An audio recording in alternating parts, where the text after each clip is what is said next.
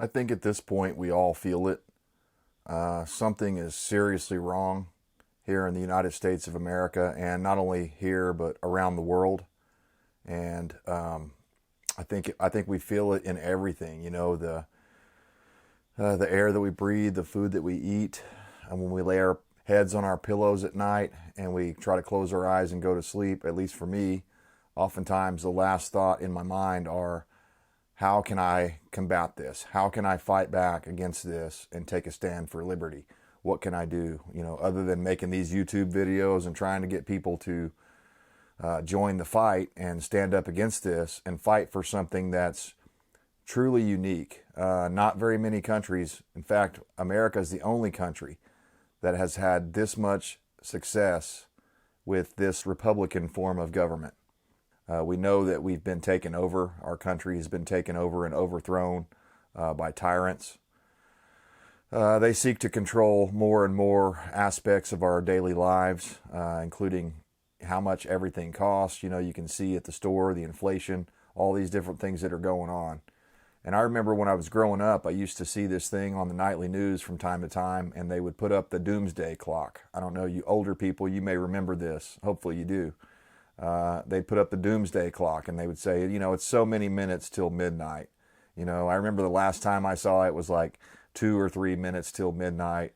And they used it to spread their fear of, you know, total nuclear annihilation. That was mainly what it was about. And then I think they continued that on from time to time after the Cold War ended. But I haven't heard of it in quite a long time. I haven't heard anyone talk about that. But yeah, they used to have this doomsday clock that they would run, you know, and the whole idea was to propagate fear and spread fear throughout the culture and throughout the country. And so that, you know, people would be easier to control, because it's well known that if you can scare someone, you can, and then offer some sort of a solution and a way to avoid that inevitable fact that they're presenting to you, whether it be truly inevitable or not. These people want you to believe that it's really going to happen. So they'll do anything they can and say anything they can to convince you that it's going to happen. And I think we've seen a ton of fear propaganda since, let's see, late 2019, when it started coming out of China. And they were actually welding people into the buildings and stuff like that. And at first it scared me, I'm not going to lie. But then after I looked at it for like a day or two, I was like, wait a minute. Could this be propaganda? Could they be doing this to spread fear throughout the world?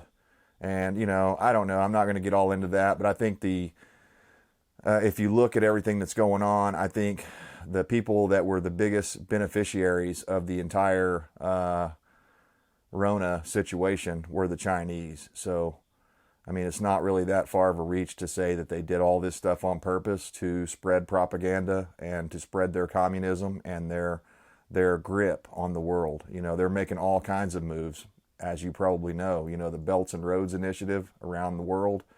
As soon as we pulled out of Afghanistan, the Chinese were there moving in. And other interests as well, but, you know, mainly Chinese, because there's a whole bunch of rare earth minerals over there in Afghanistan, it turns out. So they're going to get their hands on multi-billions, maybe trillions of dollars worth of resources over there to help, you know, fund their war machine. So back to the doomsday clock, you know, if I had to put a number on it now, with everything that's going on and everything that I've seen in the past 2 years, I would have to say we're 5 minutes past midnight, at least. So now the big crap hits the fan event hasn't happened yet, all at once, but it's sort of happening in slow motion every day.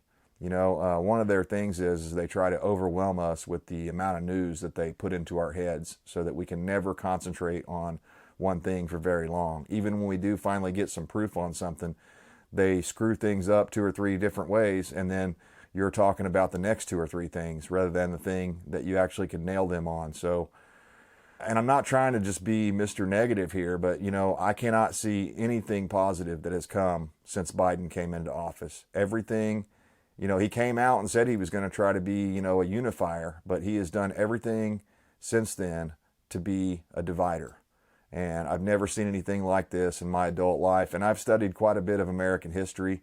I've never seen anything as tumultuous and just blatantly pushing towards tyranny than what I'm seeing right now with this administration and the way things are going right now. So when I see things, I look around, and I'm a realist, and I look at the clock and I go, you know what? It's 5 minutes past midnight, and now no one talks about the doomsday clock anymore because, it doesn't benefit them to talk about that.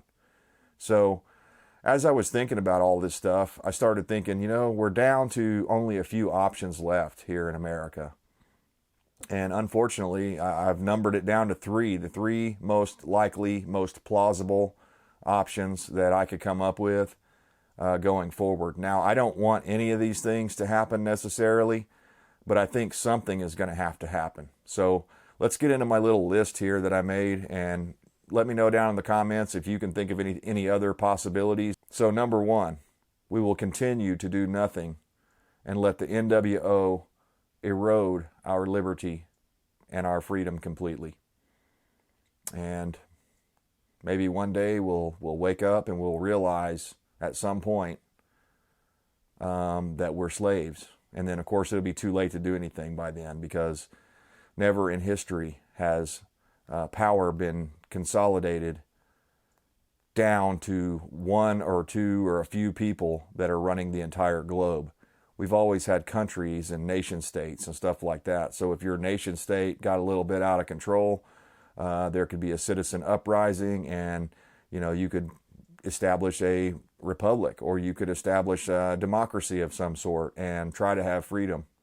But with this system, you will have no freedom, and you will like it. And you really won't like it, but if you say anything to the contrary, they'll probably take you outside and put you in front of a firing squad, or I don't know, maybe they might bring back the guillotine the way these people are acting. I mean, Klaus Schwab, Bill Gates, George Soros, Barack Obama, the Bilderberger group, all those people, the Davos group, all of these other things that you hear about. What's the place out there in the Bohemian Grove, all these different things like that, where these elitists are getting together and deciding the fate of the world.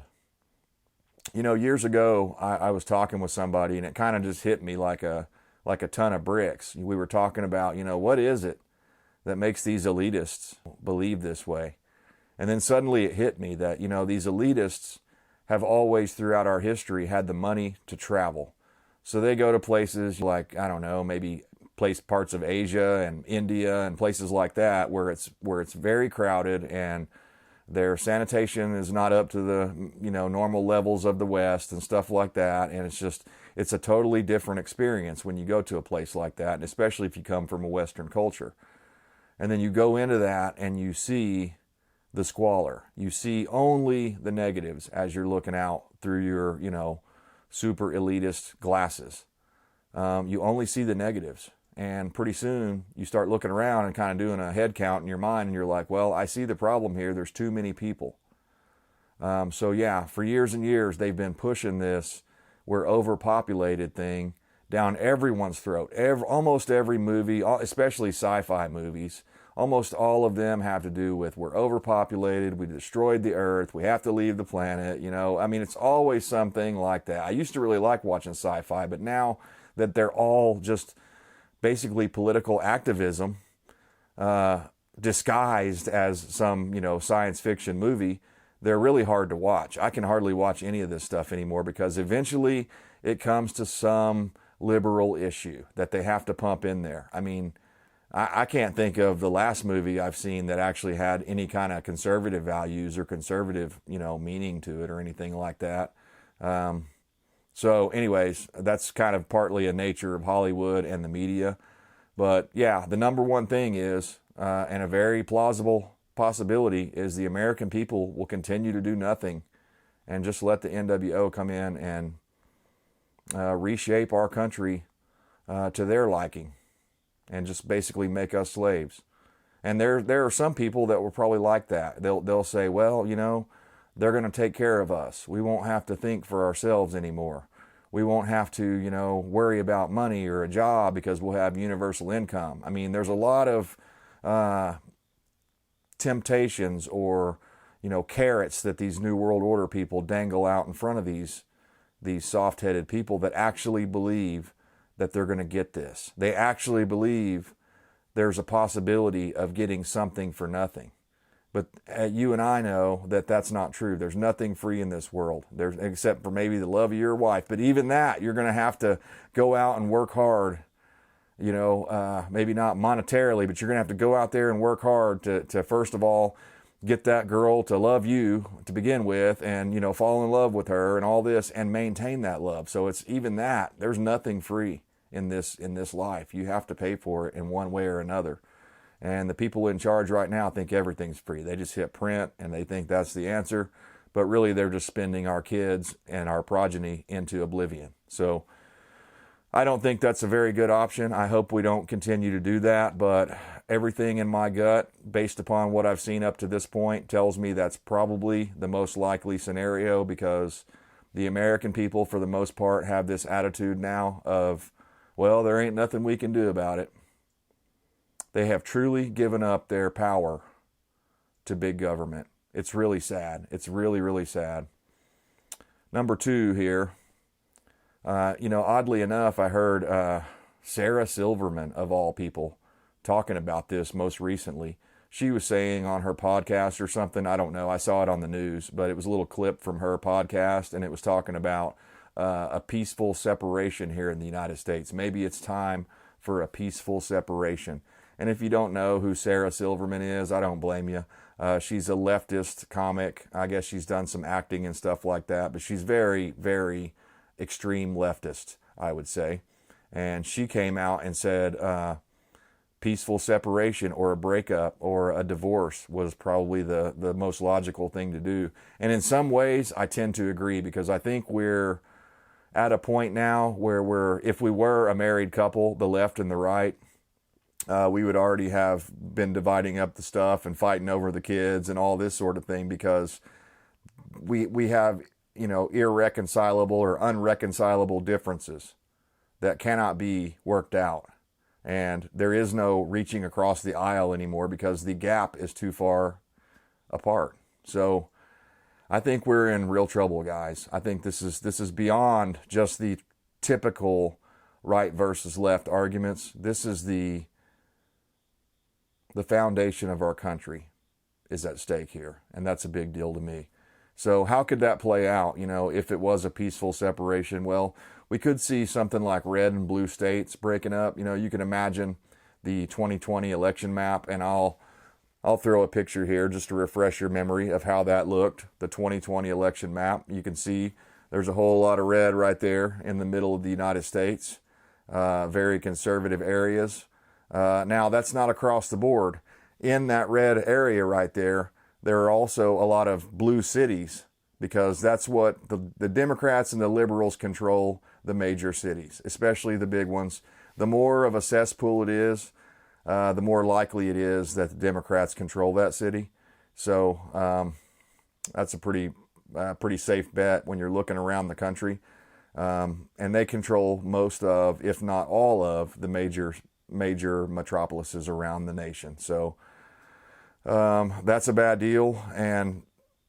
But the good news about that is we own the countryside. The conservatives own the countryside. Always have, always will. And I think that's one of the reasons that the NWO wants to get us out of the countryside with their Agenda 2030. They don't like people being independent and free because those people tend to be more conservative. The people that live in cities tend to be more liberal. And there's no doubt about that. So that could happen. It could break up into states. But I think a more likely scenario is that instead of breaking up into states, it breaks up by county. And I'm going to throw the county map up here now. So you can see there's quite a bit of red on this map. And you can see where the counties that the Democrats control, they're on this map, they're far and few between. And I would argue that's probably the way it would break up, because, think about it. These people that are in like California or Oregon, in fact, a few years ago, I remember hearing about California. There was a section in Northern California that was very conservative, and they were talking about seceding from California. Well, this year, there are a couple of counties or several counties in Oregon that are talking about trying to secede from Oregon and moving in with Idaho. So, and what was the other state? Oh, Colorado, I believe. They were trying. There was a couple of counties trying to get into Wyoming. So, a lot of these people that are in conservative counties are trying to get out of the Democrat cesspools, and you can't blame them. I mean, when you look around the country, the proof is in the pudding, in the history. All you have to do is look at what the Democrats do in their policies and watch wealth deteriorate into nothing and squalor appear all over your city. That's what they do. If you want a really good example, I mean, just think feces in the street, heroin needles all over the place, that sort of thing, and you've got a pretty good idea. Just, whatever, those tent cities down in LA that are right around the corner from Hollywood, everything's all fancy and beautiful on the surface, just like a lot of those Hollywood people. Everything's all beautiful on the surface, but if you look at the underbelly, just around the corner, you'll see it's a complete shithole. So, anyways, I think that's a possibility. What are some of the pros and cons of that? Well, the pros would be, I think it would be relatively peaceful if we did it the right way, and there wouldn't be a whole lot, if any, bloodshed. So it could be a mutual agreement. Although I think if it went by counties, the liberals are going to fight back a lot harder because they're going to realize that they're completely surrounded by red counties, and it would make it difficult for them to continue to operate their socialist utopias if they didn't have all of those red counties and those people in those red counties to pay for their BS policies. So I don't think that would work out very good for them. So they're going to fight back hard if it comes down to counties. They may be more inclined to do it if it was a state issue where, they got to keep certain states and we got to keep certain states. But yeah, that could be a big deal. The cons would be, if you have family that's in one of these blue states, or if you end up getting trapped in a blue state, or you may be forced to move or whatever, because, if the lines change, I mean, you probably want to be if you're watching this video, you certainly want to be in the liberty side of that equation, which in my opinion would be the right, the Reds. I hate that. I don't even like the red and blue thing because in truth, the Democrats should be the red because they're the ones that are communist. They're the ones that love communism and Marxism. They should be the Reds. We should be blue. But anyways, I digress. So let's get into this next one. And this last one here, number 3, is the worst possible case scenario. I don't want to see this happen. I know there's a lot of people out there, a lot of armchair, internet people that are just constantly in the forums and stuff and just talking about, they're Rambo on the keyboard and they're ready for a civil war to break out. But I'm not. I don't want that to happen because, I've studied history. I know how that can be. We don't want that to happen ever again in the United States of America. The problem is, we also have a duty to uphold and defend the Constitution against all enemies, both foreign and domestic. And in my opinion, we have a person in the White House and lots of people in Congress right now that are not upholding their duties to the Constitution. You might argue, in some cases, they have committed treason against the Constitution. In other cases, they have blatantly defied and broken and undermined the Constitution at every turn. Let's just put it this way. There are certain plants that need to be watered from time to time, and I think you know what I'm talking about. And it doesn't happen with liberal tears. So I think this is a possibility. Probably more probable than peaceful separation, unfortunately. A civil war would not be in our best interest. For one thing, it would destroy a lot of the structures and a lot of the infrastructure that we have here in the United States. Just fighting the war, the death toll would be really high. Another bad thing about a civil war, obviously, besides the massive death and destruction that'd be everywhere and all around you, and it would definitely affect every single person in this country, if not directly, indirectly, by the people that were dying all around you. So if that happened, that'd be obviously tragic. But it's also, depending on how you look at it and who you are, if you're the Chinese, You could look at that as a military opportunity. You get your enemy while it's wounded. You know, you hurt them when they least expect it and when they're hurting the worst. So that could be a real dangerous thing. Let's say that the right is winning, and suddenly the Chinese come in and they help their buddies on the left out, because it's clear that the Chinese and the people on the extreme left are certainly in cahoots. The people that are in power are certainly in cahoots with China right now. So maybe China owes them a favor, and they bring people in and disrupt the civil war, you know, and favor the side of the left. And, you know, because the leftists will invite them in, and invite the New World Order in, and give up the sovereignty of the nation. They, you know, they don't care about traditionalism or anything good. They simply just want to destroy our system, because they say it's inherently racist, although it's brought more people to freedom than any other system ever. And it's also brought more people from rags to riches than any other system ever. These people, they want to destroy everything. That's the real hard pill to swallow, because you and I don't look at things that way. We want to rebuild things. We want to build things. They want to tear things down. It's a pretty common theme throughout the left, the side of the left. So I think there's, you know, obviously there's two possibilities or two outcomes to that, maybe even three. We're only going to cover two. So if there were a civil war, let's say the right one, well, if the right one, I think they would probably try to reestablish a constitutional, liberty-minded, individual liberty-based republic based on what we already had.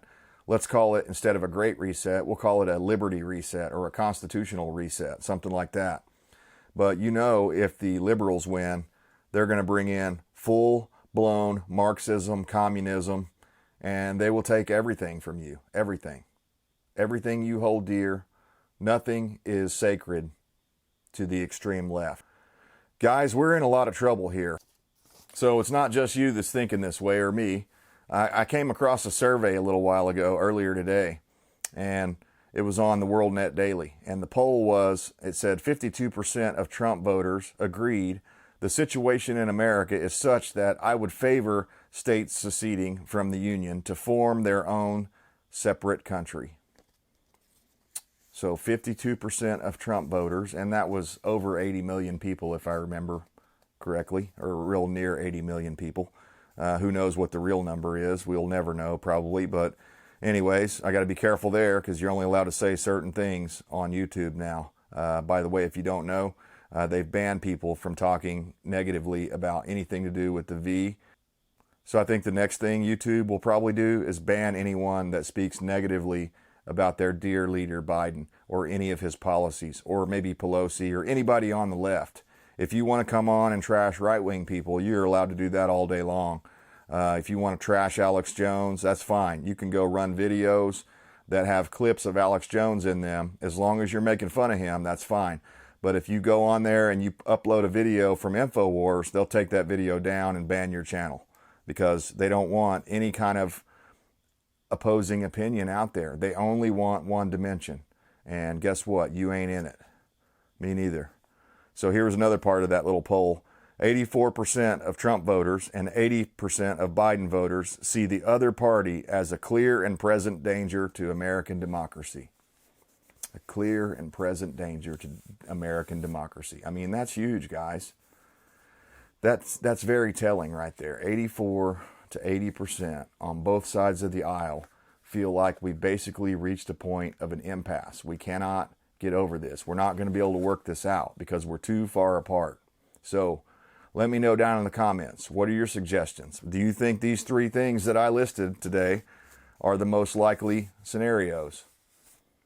Are we 5 minutes after midnight and no one wants to talk about it? I mean, are we past the point of no return is another way I could ask that question. Let me know down in the comments. I love reading them, guys. I stand for liberty. I hope you do too, and I hope you always will. God bless the United States of America as long as it lasts. And until then, we'll see you next time.